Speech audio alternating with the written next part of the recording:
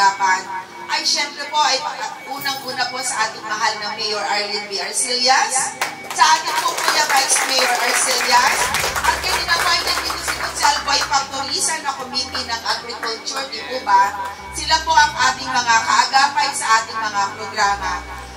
Aside po sa binibigay po sa ating ni Mayor Arcillas, pag tayo po ay nakapag-completion, this time may bonus pa galing po sa Debt Office.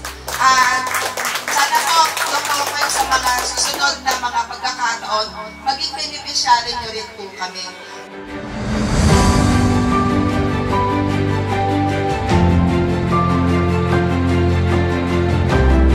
Taon-taon, mula pa po noong 2022, ay kami po ay nagbibigay na po ng tinuturing namin ayuda sa pamamagitan po ng livelihood program. Mukha po niyan, broiler chicks po ito, yung tinatawag niyang 45 days. Hindi po lahat ng city government ay may ganitong klaseng programa.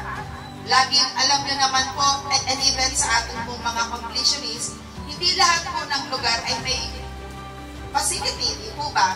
Pero po dito, dahil po sa pagmamahal ng ating mahal na Mayor Arlene Arcillas at mahal na Vice Mayor Arcillas, tayo po ay provider ng mga ganitong bagay na napakalaking tulong po sa ating kabuhayan. Kaya mula po sa aming tanggapan, Doc Kokoy and the team ng CityBet, maraming salamat po.